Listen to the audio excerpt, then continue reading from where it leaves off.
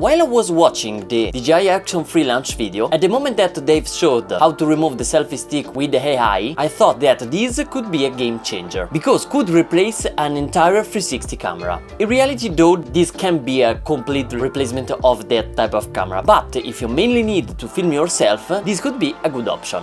These are all the topics that I'm going to talk about. First of all, of course, I want to show you how this feature works. Then I want to show you that this feature can also work with other surfaces that are not ski slopes. I also want to show you that you can use another selfie stick that is not the selfie stick provided by DJI, but also I want to show you that this feature is not supported only with the Action Free, but also with other model of DJI cameras. Then I'd like to inform you all the limitations that this invisistick effect has, all the tips that I have to use this feature at its best, and then at the end of the video I will answer to the big question if this feature is a replacement for a 360 camera. Above all, you can skip some section with the chapters below. But before starting, let me say hi, my name is Alessandro and I'm from Italy, and I really hope that you like the rest of the video. So, first of all, let's obviously talk about how this feature works. And to do this, you need simply an action camera connected via Bluetooth to the iPhone or to an Android device, and you have to open the gallery of the camera. Then you have to select one of the clips that you want to remove the selfie stick.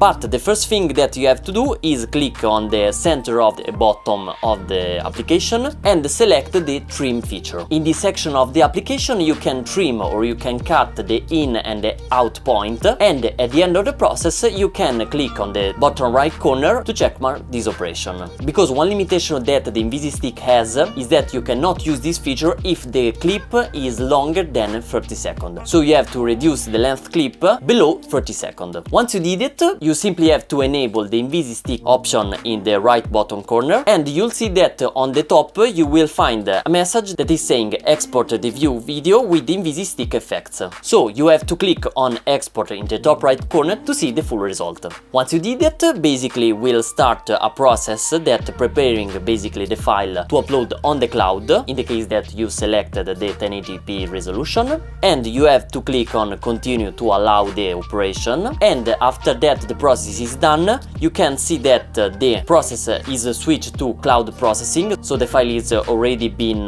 uploaded to the cloud. But for the second process you can do in the background, and you can click to back to the album, and here you can select another clip or the same clip, because you can trim multiple videos from the same original clip, and you have to repeat basically the operation for all the clip that you have to remove the selfie stick. After that you did all your work, you can click on the top right corner where the application says free or other files are impending. You click on view, and here you can click on all the files that are already being processed, and at the end of that process you will find the final video on your camera roll. Okay, now that I've shown you how this feature works, let's talk about all the surface that this feature works at its best. Because as I told you before, this feature is not only working if you are skiing, but also if you're doing any other type of activity. More specifically, I've tested this feature on all kind of surfaces like tarmac, grass, marble, gravel, granite with tiles, wood, and other less common surfaces. With all of these surfaces we can divide it in three categories: the best one, the good one, and the worst one. So at the first place we have of course ski slopes with snow, but of course this is not a surprise. But then we have tarmac that works really well, and gravel. And at the second place we have granite with tiles, for example, but also marble if you are climbing, for example, stairs, but also wood, for example, if you have a parquet in your house. Unfortunately, the worst surfaces are grass, because they are a ton of details, really hard to replicate with the software, but also all the other surfaces that are less common, and I think that the reason is because, as with the grass, the software has another work to do and doesn't recognize that type of surfaces. To conclude this chapter, I think that easier is the surface, or less details as the surface, like for example snow first of all, but also gravel or also tarmac, where there is not a ton of details and it's like a shade of things. I think that this is the reason why these surfaces are the best to use with invisistick. Let's now talk about the selfie stick, because without a selfie stick we cannot achieve this type of result. So in the box with the adventure combo you can find the DJI stick. It is basically a stick that can extend till 1.5 meter. But my good buddy Ale Polla tested also with a GoPro stick and also with an Insta360 stick that his length is 3 meters, full extended of course. And as you can see in these examples, all these sticks works. So another thing that you have to keep in mind is that this feature is not working only with the DJI stick. There is nothing magical about that stick, but with all the sticks. Speaking a little bit more in depth about the 3 meter stick, you have to take in consideration that that stick has two main disadvantages. The first one is the weight, but also the fact that it's more thicker compared to a regular stick. But if you want to sum up this part, I think that more light is available and better will be the result, and also slimmer is the stick and better will be again the result. And I think that you can clearly see the difference between these two shots, where Ale did the same movement but with two different type of stick. But the main reason why the second one performed much worse, I don't think that is not because for the stick that was thicker, but was because the light was much less compared to the first test. Okay, let's now talk about camera supporting, because there is big news about this invisible selfie stick feature. So you know that the feature is supported for the Action 3, right? Okay, you have to know that it's not supported only with the Action 3 but also with the Action 2. And the reason is because this feature is not provided by the camera but is provided by the application. And this means that with all the cameras that are supporting the DJI Mimo app, you will find the option to remove the selfie stick. In fact, for all the tests that you have seen with not me as a subject but with Ale didn't have the Action 3 in his hands but has the Action 2. So I know this is a big news and we are so happy to announce to all the world basically. And this is crazy because the Action 2 has a form factor really perfect, I think, for a thing like that, because you can, of course, you know that you can remove the main module, and so you can use a really small and light cam with the selfie stick. Because another obviously disadvantage on using a long selfie stick is that after a while the weight of that camera is counting, so having a lighter and smaller cameras like the Action 2 is a killer deal. Saying that, let's talk about limitation, because this is not a feature completely perfect, but there are some limitations that I want to share with you. I think that the biggest one is that you have no support for the same process on a desktop, like for example with a 360 camera, but you can do that process only through an application, that I think that is not ideal if you have a ton of file to process. Then, as I told you, you can process a clip only up to 30 seconds. It's true that you can process multiple clips from the same original clip, but I think that is not ideal. And for example, this is not a limitation at all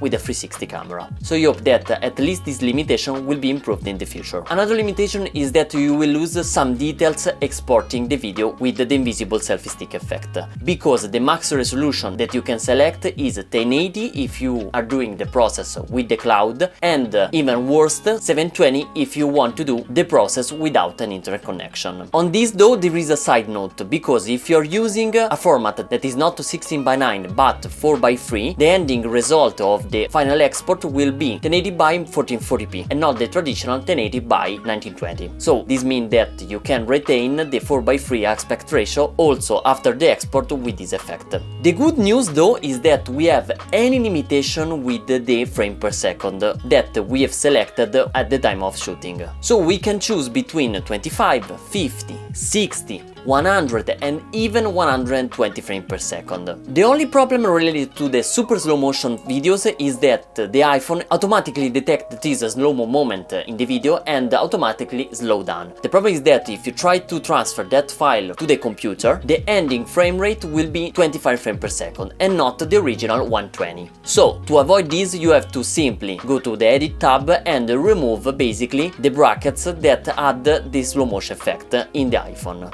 After that, you can easily transfer that file to your computer and the computer will read that file as a slow-mo video. So to sum up this part, I think that it's an amazing news that we have no limitation about the frame per second, but I wish that we could export, for example, through the cloud. I'm happy with that. up to 4K, because the difference between 4K and 1080 is relevant. But of course, if you are used to shoot in 1080, this is not a problem at all. So guys, after all of this, I want to share my best tips to use this invisible selfie stick effect. Let's start talking about the camera setting that you should use when your purpose is remove the stick. So if you are okay to film in 25 frames per second or 30 if you are in the US, for example, you should film in 4K with the aspect ratio of 4:3, because you will have more flexible in post-production, because you can reframe up or down in post the shot. In this mode you can also have some slow motion, because you can choose between 50 and 60 frames per second. But if you need the max dynamic range, I suggest to use the HDR mode, that also with the invisistick effect works.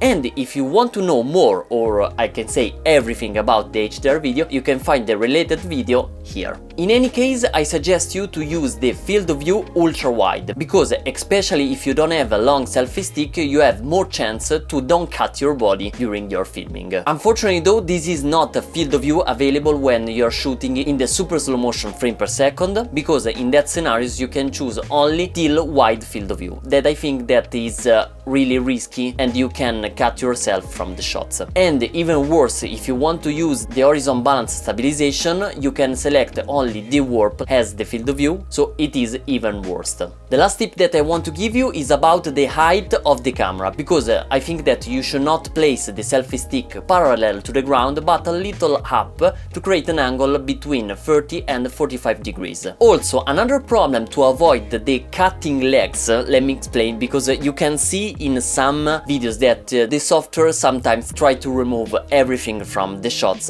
and if accidentally in the shots there are our legs, the software will cut also the legs. So in order basically to avoid the legs in the shot, you have to do this.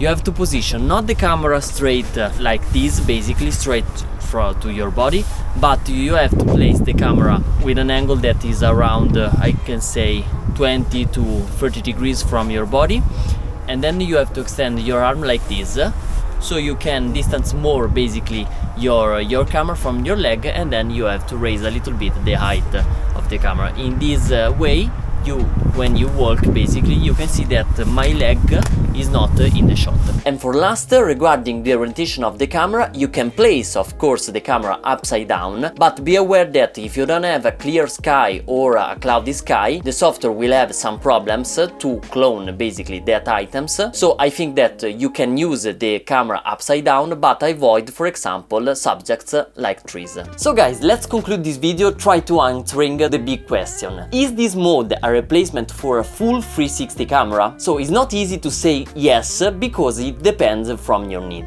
I think that if your need is only film yourself, this might be a replacement, because after that process you can have a file ready to edit or view it. And this is a tight comparison with the Insta360 X3, where you have the Me mode. But using a 360 camera can give you several advantages. First of all, you have to know that the stick will be removed all the time without any error, because the way that the 360 camera does that invisible selfie stick is not by software but by hardware. Because if you think about how a 360 camera is built, you can see that the bottom of the camera is thicker compared to the selfie stick, and that can give you the confirmation that the selfie stick will be removed well every single time. While with the Action Free and with this feature you might have some errors due to the software. And the second reason is because with the 360 camera you have the full advantages of all the 360 camera. So for example, you can reframe the video in post-production, while with an action camera you can do anything like that.